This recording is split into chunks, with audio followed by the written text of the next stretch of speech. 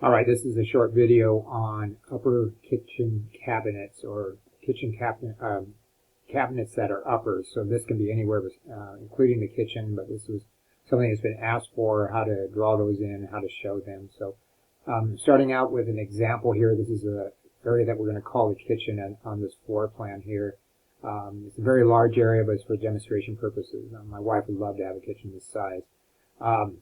For this, we have the interior walls, of course, and the exterior walls still showing.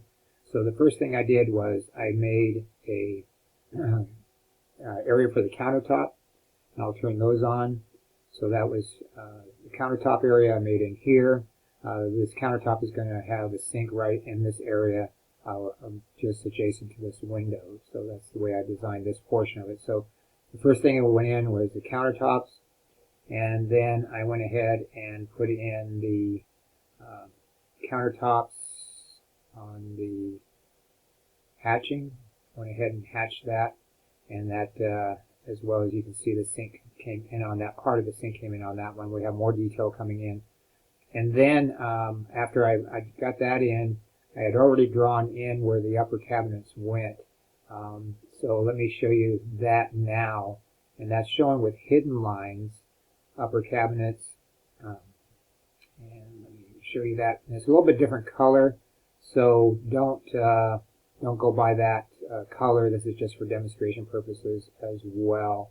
And let me just turn this off for a second. The countertops and the countertops hatch. All right, so I put the countertops in, and then I put the upper cabinets in. So these depths here. You'll research. I just happen to know, because I've done it so many times, what the depth is on these.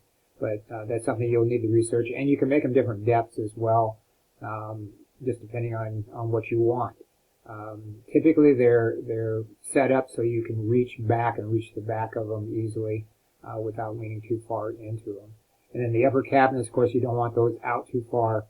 Because then you'll hit your head on it, either with a cabinet or where the doors are open. So that still can happen with the doors open. So these are shown with hidden lines, and these are the upper cabinets, and this is the way that I've shown those. So once I have those in place, then I can go ahead and add in put in some countertop hatching, which has the sink on that same layer, which the outline of the sink. And then I have also the upper cabinet hatching. I went ahead and put some hatching in that, which brought the other part of the sink in. And then I also have faucet, and that's right there. So I went ahead and now it kind of disappears, but if you zoom in on it, it was hatched and didn't turn out real great. I should use more of a gray on this hatching here for the faucet to make it pop out a little more. But there's my sink, my faucet. And then the next thing I would, after I got done with this area, because this gives me now an enclosed area to put my flooring in. So just to go back a little bit, these are the way upper cabinets are shown with the hidden lines done on both sides here. And then I went ahead and before I put my flooring in, I put my text in. Now any text or any blocks or anything like that you want to put in before you put your flooring in. So I'll go ahead and turn on the text, and I have that labeled interior text, and there's the kitchen. Like I said, this is a very large kitchen, 37 by 18.5. I even wish I had a workspace that big for woodworking, but anyway, for demonstration purposes, I put the kitchen dimensions in. We want all interior dimensions on our project. Interior sizes, you don't have to use the dimension style. You can use this notation style.